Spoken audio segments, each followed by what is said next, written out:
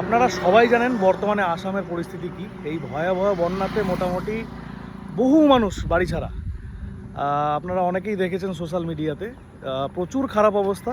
তাই আজকে আমি আর বাপ্পাদা, খুশির ভান্ডার বাপ্পাদা, সবাই চেনো তোমরা, তো দাদার সাথে আজকে আমিও যাচ্ছি। সত্যি কথা বলতে বন্যা এমন একটা জিনিস যেটা আমরা চোখে না দেখলে পরিস্থিতি বুঝতে পারি না। একদম। তো জল একটা মানুষের বাড়িতে যখন ঢুকে যায় তখন যে পরিস্থিতিটা কী ভয়াবহ, কী কঠিনতম হয়ে যায় সেটা চোখে না দেখলে বিশ্বাস করা যায় না। তো সেরকম আমরা আগেও বন্যাতে গিয়েছিলাম, মালদাতে ভূতনিতে বন্যা হয়েছিল। সেখানকার পরিস্থিতি দেখে খুবই খারাপ লেগেছিল। সেই পরিস্থিতি নিজের চোখে দেখেছিলাম যখন শুনলাম যে আসামে বন্যা হয়েছে। আসাম আমাদের ওয়েস্ট বেঙ্গল থেকে অনেক দূর, প্রায় 1400 কিলোমিটার। তো আমরা পরে আমি সুমিতাকে বললাম যে চলো যাই। সুমিতা একবারের জন্যও কিছু বলেনি, বলছে যখনই বলেছি চলো, বলছে চলো।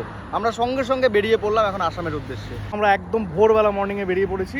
আমরা অলমোস্ট শিলিগুড়ির কাছাকাছি, এখন বাজে ঘড়িতে সকাল 6:30 মতো। আমরা মোটামুটি আর খুব বেশি হলে 1 ঘন্টার মতো পৌঁছে যাবো শিলিগুড়ি।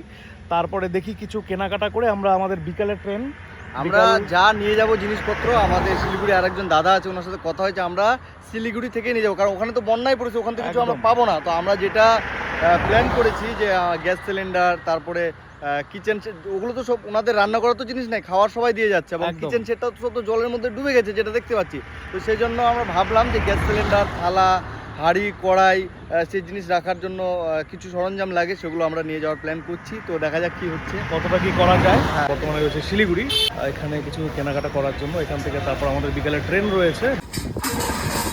একটা ঝুড়ি, একটা কড়াই, দুটো থালা, একটা ভাতের হাঁড়ি, একটা হাতা, একটা খুন্তি, একটা বড় গামলা, মোটামুটি 40-50টা নিলাম।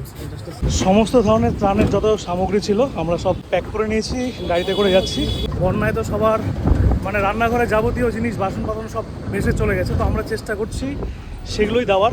এই টেম্পো করে আমরা এখন যাব এনজেপি পর্যন্ত, সেখান থেকে ট্রেনে করে আসাম।